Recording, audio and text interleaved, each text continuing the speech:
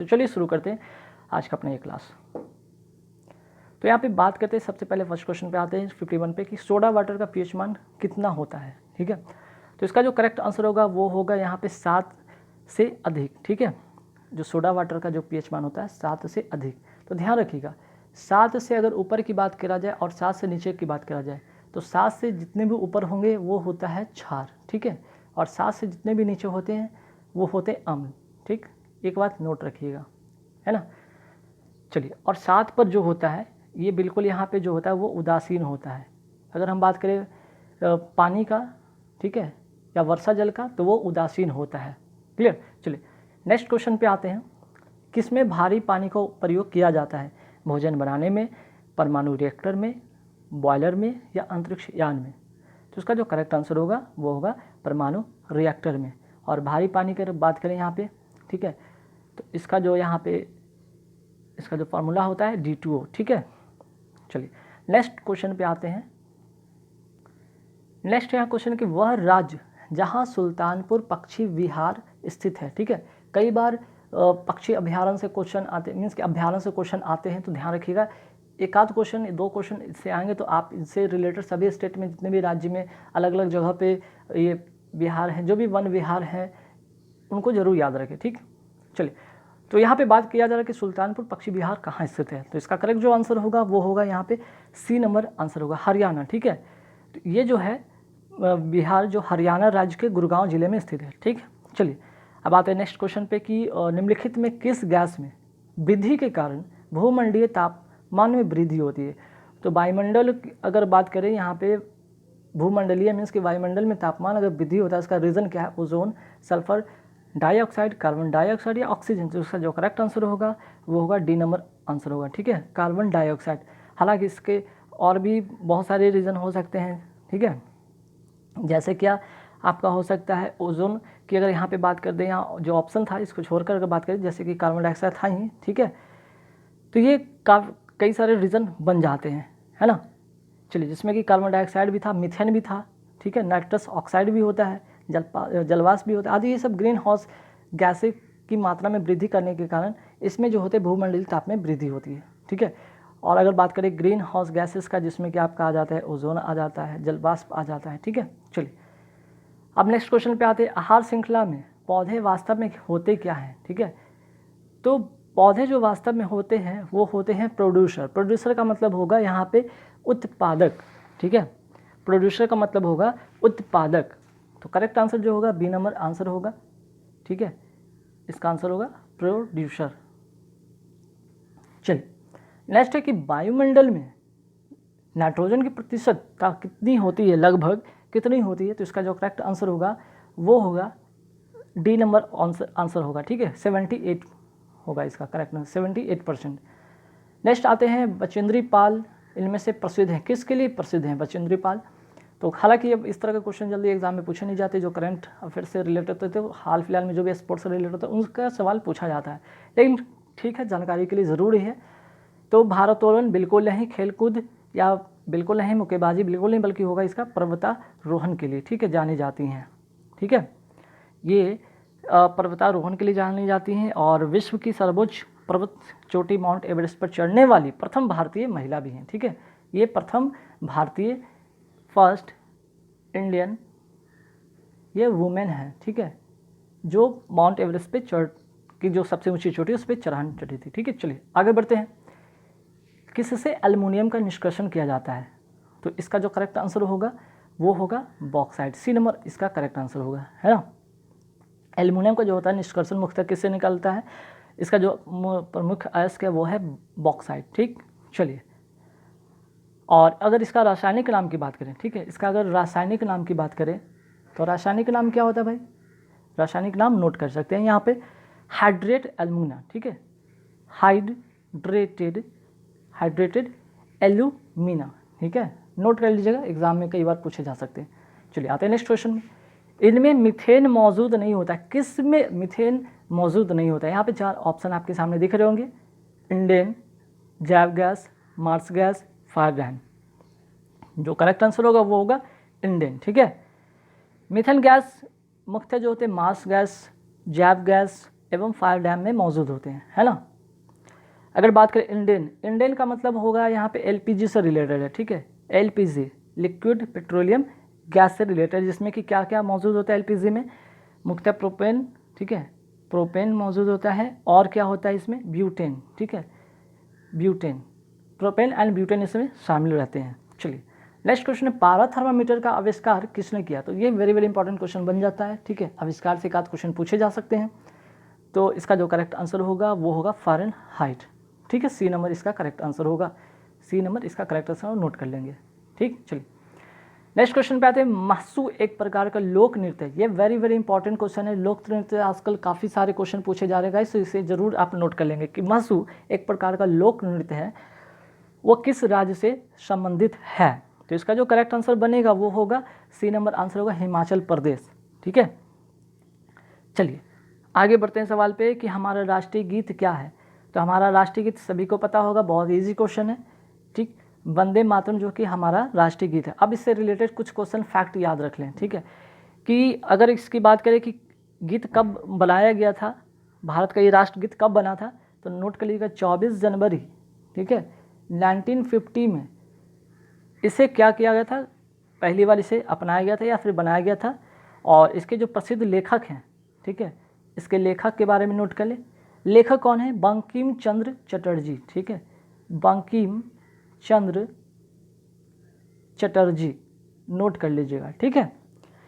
बंकिम चंद्र चटर्जी जी ने ये वंदे मातरम जो है गीत गाया था, और 24 जनवरी 1950 में इसे अपनाया गया, ठीक।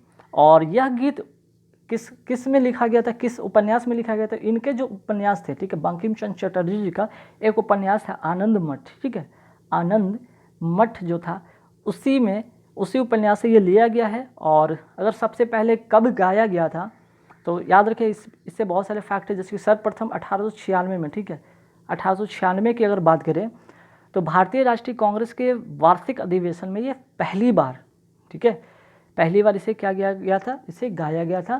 तो ये 3-4 फैक्ट है, इससे आप जरूर याद करें, ठीक। चलिए अब आते हैं नेक्स्ट क्वेश्चन पे, किस राज्य में प्रत्येक वर्ष जुलाई में खर्ची पूजा, खर्ची फेस्टिवल मनाई जाती है। ये भी वेरी वेरी इंपॉर्टेंट क्वेश्चन में से बन जाता है, क्योंकि आजकल फेस्टिवल से भी एक आध क्वेश्चन पूछे जाने लगे हैं। तो इसका करेक्ट आंसर जो होगा वो होगा सी नंबर आंसर त्रिपुरा, ठीक है। चलिए अब आगे बढ़ते हैं सवाल पे। यहाँ पे देखिए निम्नलिखित में से सही जोड़ा कौन सा होगा। यहाँ पे स्टेट एंड देयर कैपिटल्स की बात किया गया है, तो इसका जो करेक्ट आंसर होगा वो होगा, इसमें जो सही जोड़ा है वो होगा मिजोरम का आइजोल, ठीक है। बाकी अगर असम की बात करें तो ईटानगर नहीं होता है इसका, असम का जो होता है, ठीक है। अगर इसकी कैपिटल की बात करें असम, और अगर असम की बात करें तो असम का हो जाएगा आपका गुवाहाटी, ठीक है, गुवाहाटी, ठीक। अरुणाचल प्रदेश की बात कर ले यहाँ पे तो गुवाहाटी इसका नहीं होगा, बल्कि होगा इसका ईटानगर। और नागालैंड की अगर बात करें तो शिलांग नहीं होगा, बल्कि इसका होगा कोहिमा, ठीक है, इसका कैपिटल है। तो एक जो था कि आपका करेक्ट था इसका कैपिटल, बाकी 3 का कैपिटल अलग था, जिसमें से आपको सही मिलान करना था, सही मिलान का ऑप्शन आपको बताना था। तो ए नंबर इसका करेक्ट आंसर होगा। चलिए अब आते हैं 65 के बाद 66 में आते हैं, ठीक है। चलिए यहाँ पे क्या, अपनी अद्भुत वास्तुकला के लिए जाने जाने वाला सूर्य मंदिर कहाँ स्थित है। तो सूर्य मंदिर के बारे में अगर यहाँ पे बात करें तो ये उड़ीसा में है, ठीक है, और उड़ीसा के कोणार्क में स्थित है, ठीक है। हालांकि उड़ीसा के कहाँ है, उड़ीसा के कोणार्क में स्थित है, मीन्स सी नंबर इसका करेक्ट आंसर होगा। इसे ब्लैक पैगोडा के नाम से भी जाना जाता है, ठीक है, नोट कर लेंगे, इसे ब्लैक पैगोडा के नाम से भी जाना जाता है, ठीक है। चलिए अब आते हैं नेक्स्ट क्वेश्चन पे कि इनमें ट्रिक शब्द का संबंध किस खेल से है। वेरी वेरी इंपॉर्टेंट है question, very very important. Sports से एक आध क्वेश्चन से पूछे जा सके कि ट्रिक जो है टेनिस से है रिलेटेड है, शतरंज से रिलेटेड है, क्रिकेट से रिलेटेड या ब्रिज से रिलेटेड है। तो इसका करेक्ट आंसर होगा वो होगा ब्रिज, ठीक है, सी नंबर इसका ऑप्शन होगा। अब आते हैं 67 के बाद 68 पे। चलिए इसके बाद है कि भारत का सबसे महत्वपूर्ण लघु उद्योग इनमें से कौन सा है, ठीक है। तो इसका जो करेक्ट आंसर होगा वो होगा बी नंबर आंसर होगा हथकरघा उद्योग, ठीक है। हैंडलूम इंडस्ट्री जो है भारत का सबसे महत्वपूर्ण लघु उद्योग माना जाता है। नेक्स्ट, समाजवाद के उग्र रूप को किस नाम से जाना जाता है। तो इसका जो करेक्ट आंसर होगा वो होगा डी नंबर आंसर, साम्यवाद। ठीक है, कम्युनिज्म, ठीक है, कम्युनिज्म जिसे कहते हैं या साम्यवाद कहते हैं के नाम से जाना जाता है। चलिए नेक्स्ट, संतुलन कीमत को अन्य किस नाम से जाना जाता है? वेरी वेरी इंपॉर्टेंट क्वेश्चन है, एक से एक क्वेश्चन पूछे जाते हैं, एक आध क्वेश्चन पूछ दिए जाते हैं। तो 71 का जो होगा आंसर होगा सी नंबर आंसर होगा, सामान्य कीमत। ठीक है, डी नंबर इसका करेक्ट आंसर होगा, सामान्य कीमत।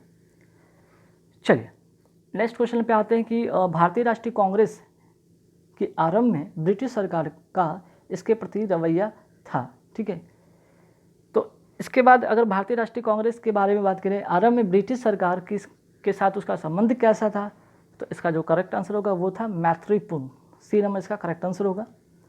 नेक्स्ट आते हैं वेरी वेरी इंपॉर्टेंट क्वेश्चन में से बन जाता है, पंचायती राज किस सिद्धांत पर आधारित है? तो इसका जो करेक्ट आंसर होगा 73 का वो होगा लोकतांत्रिक विकेंद्रीकरण। ठीक है, इसका करेक्ट आंसर होगा डी नंबर ऑप्शन होगा। कई बार स्टूडेंट जल्दीबाजी में विकेंद्रीकरण बी पे टिक कर देते हैं, जो कि गलत हो जाएगा, है ना। चलिए नेक्स्ट क्वेश्चन पे आते हैं, निम्नलिखित में से क्या देश की जनसंख्या में वृद्धि का कारण नहीं होगा? ठीक है, होगा नहीं बल्कि नहीं होगा। तो करेक्ट आंसर होगा विवाह की औसत आयु में वृद्धि। ठीक है, चलिए नेक्स्ट क्वेश्चन, वित्त आयोग जो सांविधिक निकाय है की नियुक्ति प्रत्येक 5 वर्ष में की जाती है, ताकि क्यों? ठीक है, सवाल ये कि क्यों? तो उसका करेक्ट आंसर होगा ए नंबर आंसर, ताकि केंद्र और राज्य के बीच करों और उगाहियों का विभाजन किया जा सके, है ना। चलिए अब आते हैं नेक्स्ट क्वेश्चन पे, क्वेश्चन नंबर 76 पर आते हैं।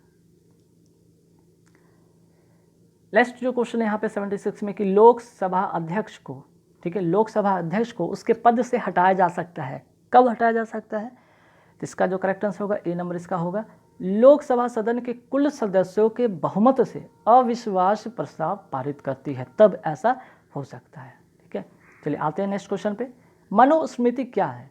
तो मनुस्मृति जो है एक कानून की पुस्तक है। ठीक है, कानून की या धार्मिक कानून की पुस्तक है। चलिए नेक्स्ट क्वेश्चन पे आते हैं कि गुप्त काल साक्षी है, किस लिए साक्षी है भाई? तो इसका आंसर है कि गुप्त काल जो है हिंदू धर्म के पुनरुत्थान का साक्षी माना जाता है, मीन्स कि ए नंबर इसका करेक्ट आंसर होगा। चलिए नेक्स्ट आते हैं 1498 ईस्वी में पुर्तगाली नाविक वास्को डी गामा पहुंचा था, कहाँ पहुंचा था? वेरी वेरी इंपॉर्टेंट क्वेश्चन है, ये पहुंचा था कालीकट। ठीक है, एक कालीकट पहुंचा था जो कि भारत के पश्चिमी तट पर स्थित बंदरगाह है कालीकट, वहीं पे ये पहुंचा था। समुद्र मार्ग की खोज करते करते, ठीक है, समुद्री मार्ग की खोज के माध्यम से यहाँ पे पहुंचा। ठीक है, नेक्स्ट के आते हैं सवाल पे, वेरी इंपॉर्टेंट क्वेश्चन बन जाता है, इसके बारे में कुछ फैक्ट है जो कि आपको याद रखने होंगे। संविधान सभा के अध्यक्ष थे, ठीक है, तो संविधान सभा के अध्यक्ष कौन थे भाई? तो आंसर तो बहुत आराम से आप मार देंगे, डॉक्टर राजेंद्र प्रसाद थे संविधान सभा के अध्यक्ष। तो इसके कुछ बैकग्राउंड में आते हैं कि इसके बारे में कुछ स्टोरी थोड़ा सा जानते हैं। देखिए होता क्या दरअसल कि 9 दिसंबर, ठीक है, 9 दिसंबर 1946 को होता क्या, ठीक है, 9 दिसंबर 1946 को संविधान सभा में सच्चिदानंद सिन्हा को, ठीक है, सच्चिदानंद सिन्हा को, ठीक है, अस्थाई अध्यक्ष निर्वाचित किया गया था। लेकिन 2 दिन बाद, ठीक है, 2 दिन बाद मीन्स कि 11 दिसंबर 1946 को ही बात करें कि राजेंद्र प्रसाद को संविधान सभा का अस्थाई अध्यक्ष के रूप में निर्वाचित किया गया था। तो ये एक फैक्ट है, ध्यान रखिएगा। पहले जो हुआ था कि सच्चिदानंद सिन्हा को बनाया गया था, लेकिन फिर 2 दिन बाद डॉक्टर राजेंद्र प्रसाद को अस्थाई अध्यक्ष बनाया गया। ठीक है, चलिए नेक्स्ट क्वेश्चन क्या, संविधान के किस भाग में राजनीति के निर्देशक सिद्धांत समाविष्ट हैं? ठीक है, तो इसका जो करेक्ट आंसर होगा वो होगा भाग जो है इसका 4 में राज्य के नीति निर्देशक सिद्धांत समाविष्ट है। ठीक, नेक्स्ट आते क्वेश्चन कि निम्नलिखित में क्या धात्विक अयस्क है? ठीक है, तो इसका जो करेक्ट आंसर होगा वो होगा आपका बॉक्साइड, ए नंबर इसका करेक्ट आंसर होगा, जो कि धात्विक बॉक्साइड है। धात्विक जो है अयस्क है वो है बॉक्साइड। तो चलिए इसका जो अभी बताए थे कि रासायनिक नाम की अगर बात करें तो हाइड्रेटेड एल्यूमिना है। ठीक है, चलिए यह अयस्क सर्वप्रथम फ्रांस के बॉक्स नामक स्थान पर पाए गए थे, इसलिए इस अयस्क का नाम बॉक्साइड पड़ा। एक स्टोरी है छोटा सा जिसे जान लेंगे आप लोग। नेक्स्ट क्वेश्चन आते हैं निम्नलिखित में से खरीफ फसल कौन सी है। तो खरीफ फसल इसका जो करेक्ट आंसर होगा वो होगा चावल, ठीक है। हालांकि इसमें और भी चीज़ें शामिल हैं, और कौन कौन से हैं जो कि आपका खरीफ फसल में आता है, जैसे हो गया धान, नोट करना चाहिए तो नोट करें, धान हो गया जिसे चावल कहते हैं, मक्का हो गया, ठीक है, बाजरा हो गया, ज्वार हो गया, मूंग हो गया, ठीक है, गन्ना हो गया, मूंगफली हो गया, मूंगफली हो गया, ठीक है। तो ये जितने भी कुछ मैं बताया जैसे कि चावल, मक्का, बाजरा, ज्वार, मूंग, मूंगफली, गन्ना, ये सभी क्या है, खरीफ फसल है, ठीक है। चलिए आगे बढ़ते सवाल पे कि भारत में निम्नलिखित किस राज्य में अनुकूल लिंग अनुपात है। तो इसका जो करेक्ट आंसर होगा वो होगा डी नंबर ऑप्शन केरल, ठीक। चलिए नेक्स्ट क्वेश्चन पे आते हैं 86 पे।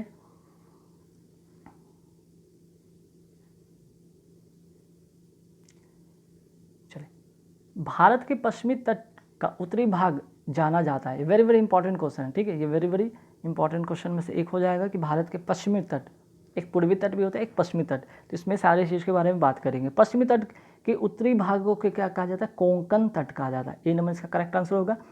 ये भारत का जो मैप देखे होंगे आप लोग, ठीक है, ये भारत का अगर हम मैप की बात करें, इस तरह से भारत का मैप आता है, ठीक है। तो भारत के पश्चिमी, ये पश्चिमी का जो उत्तरी भाग है, ये भाग क्या कहलाता है, कोंकण तट, ठीक है, कोंकण तट। और दक्षिणी भाग, ये वाला भाग को क्या कहा जाता है, मालाबार, है ना, नोट कर लीजिएगा, मालाबार।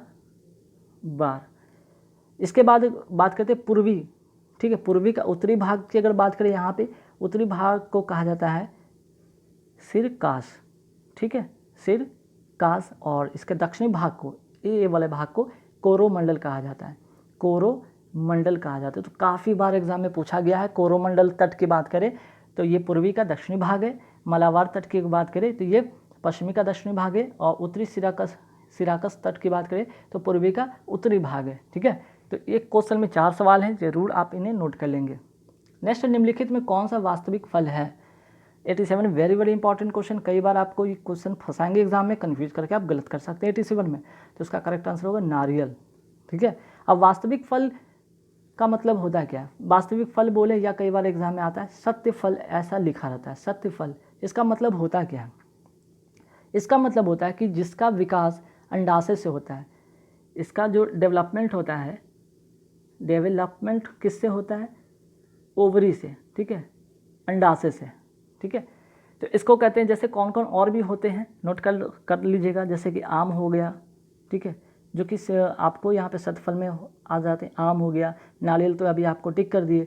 लेकिन अगर हम बात करें कि अंडाशय के अतिरिक्त पुष्प के अन्य भाग से, जैसे कि पुष्पासन हो गया, बाहदल हो गया, अगर इन सभी से फल बनेंगे, फल बनने में जो भाग लेते हैं, ठीक है, या इनसे फल बनते हैं, ऐसे फलों को कहते हैं असत्य फल। तो एक तो आप सत्य फल जान ली, अब असत्य फल का भी एक नोट कर लें, जो कि एग्जाम में कई बार पूछे जाते हैं। असत्य फल को यहाँ पे नोट कर लें कौन कौन से होंगे। तो असत्य फल का जो होगा, या कूट फल भी कहते हैं, जैसे कि काजू, ठीक है, नाशपाती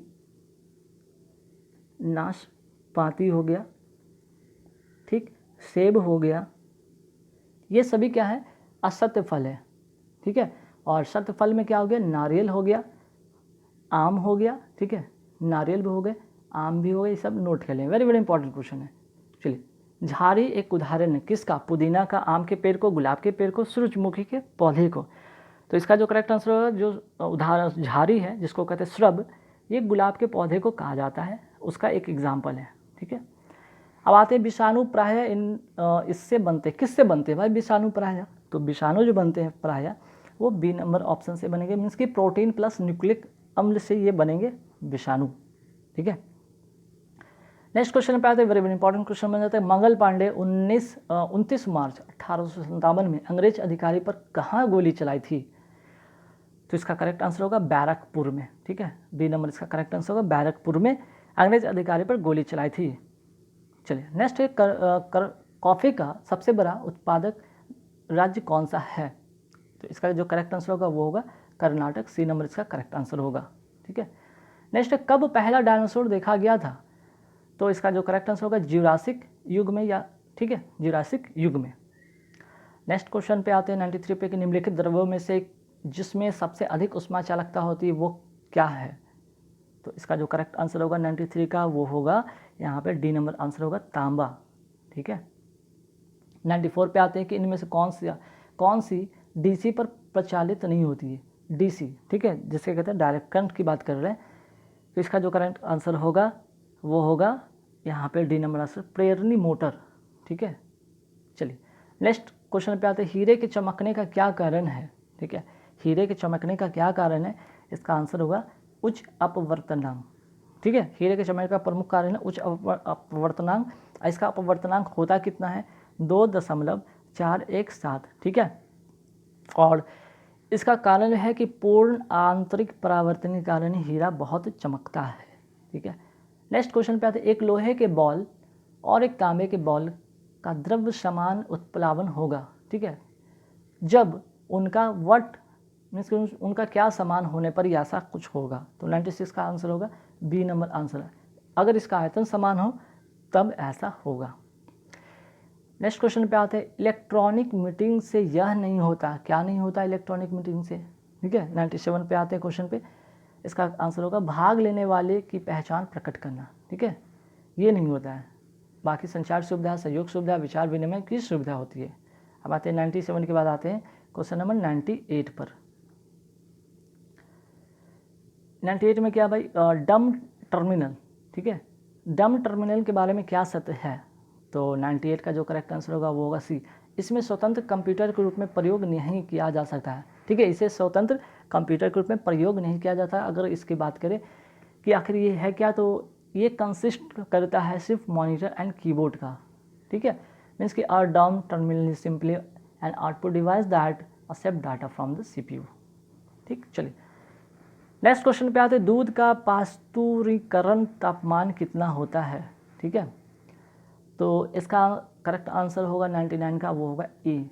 60 डिग्री से 65 डिग्री सेल्सियस की बात कर रहे हैं। ठीक है, तो इस प्रक्रिया पे समान तौर पे दूध को क्या किया जाता है 60 डिग्री सेल्सियस पर, ठीक है, 20 मिनट तक गर्म किया जाता है ताकि इसका जो है जीवाणु नष्ट हो जाए। ठीक है, चलिए नेक्स्ट क्वेश्चन पे आते हैं कि कीटों की पैरों की संख्या निम्नलिखित कितनी होती है। इसका जो करेक्ट आंसर होगा वो होगा सी नंबर आंसर होगा 3 जोड़ा, या कि 3 जोड़ा मतलब क्या 6। ठीक है,